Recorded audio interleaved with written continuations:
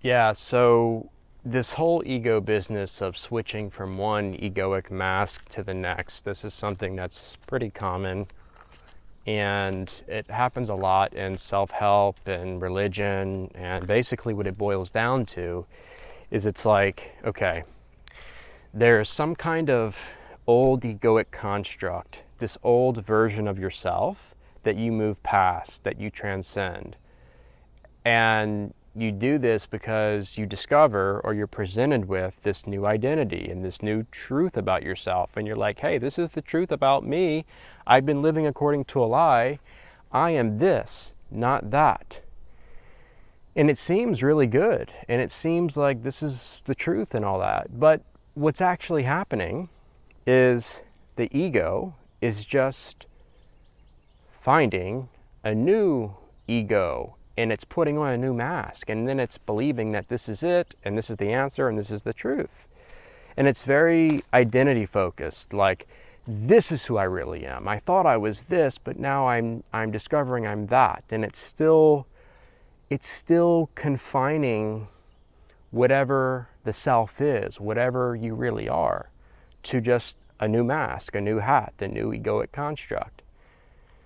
And while this can be good and helpful, especially if the new egoic role, egoic mask is like better than the one you had before, what happens eventually is it starts to limit you. It starts to hinder you from your true potential because it's another egoic construct. And what you are is beyond that. So this is something that, like I said, happens often. And when you start to let go of even the new construct, the new identity, who you thought was your true self, what you start to see is that behind all these different egoic masks, there was this awareness that was unchanging and very mysterious.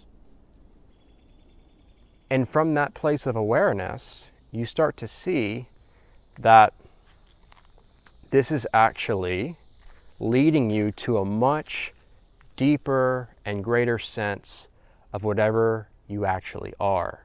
And it's going beyond any kind of clearly defined, confined construct of who you think you are, which to me, that's a pretty good and simple definition of the ego. The ego is who you think you are.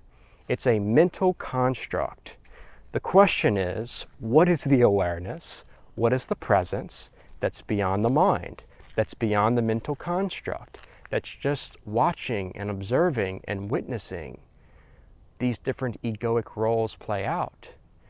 And the answer is, that is what you really are, but it can't be confined to any kind of limited or finite form or name or definition or category or label.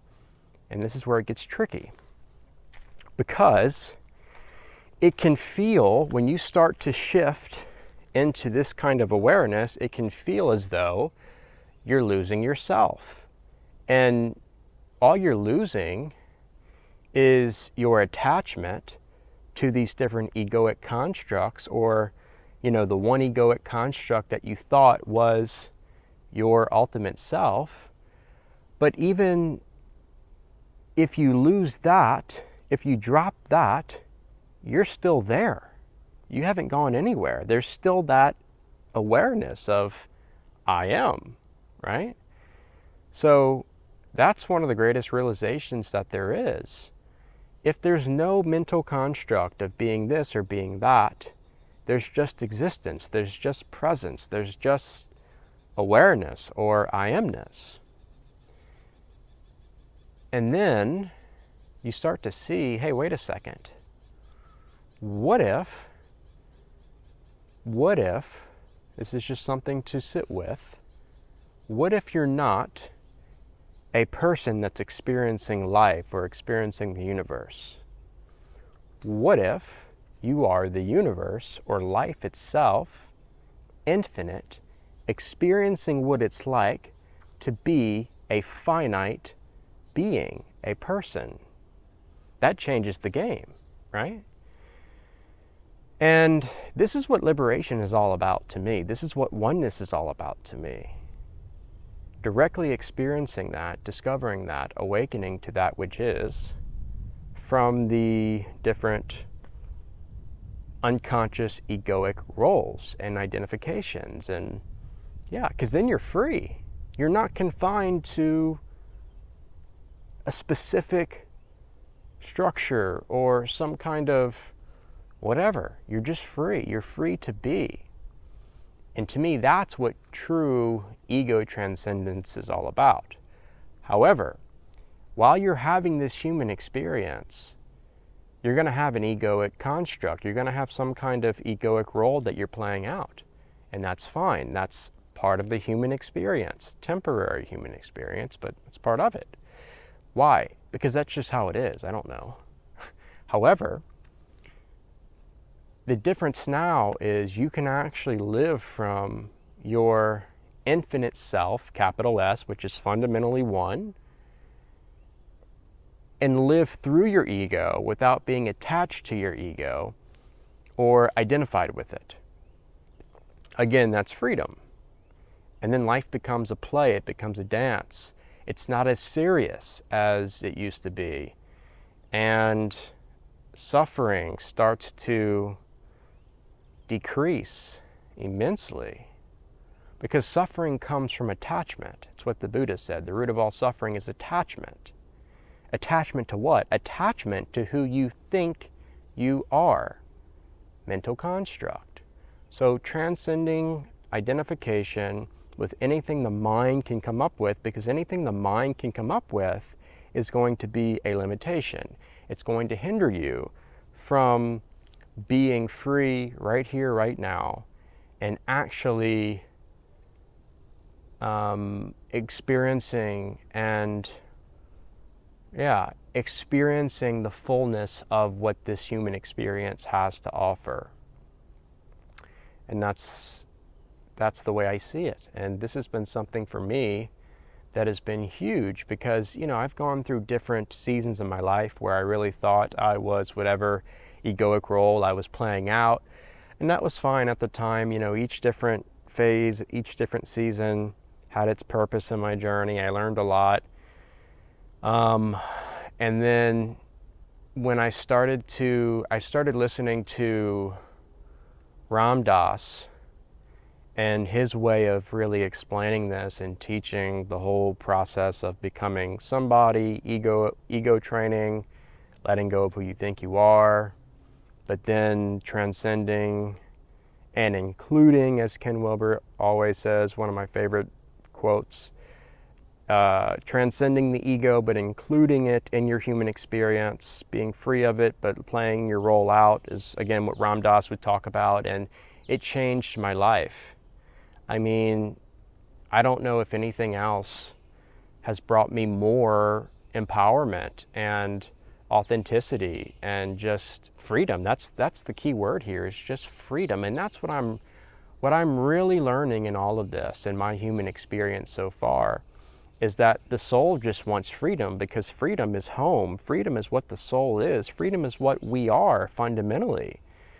And that's why there's so much resistance and tension that we experience when we are limited, when we are confined to some kind of egoic construct or some kind of any kind of limitation. Like, there's just this resistance to it, because deep down we know on a soul level that this isn't what we are. We know intuitively that the true self is infinite, and it's boundless, and it's timeless, and it's limitless, and it's divine. So when that is being confined to some kind of container of, this is who I think I am, and I have to be this, and this is, like, that's exhausting as hell. It's very draining. It's going against, like I said, the very truth and heart and core and nature of what the soul is. Gosh, it's hot out here. yeah, so anyway, that's what I'm seeing. That's what I'm really starting to directly experience and remember. I would say remember is a good word for the experience that I'm having. And yeah, so something to sit with, something to think about, something to notice, something to be aware of. But that the ego is tricky. It's very sneaky, and there's the spiritual ego, which is another thing that comes up, in the attempt to transcend the ego, thinking that you're totally free of the ego, and it gets really complicated. And yeah, but what I would say is through awareness and through the recognition of what's actually happening behind all the different egoic roles, you can experience total freedom and peace and joy right here, right now. So I think that's it for today. Thanks for watching, and I'll see you next time.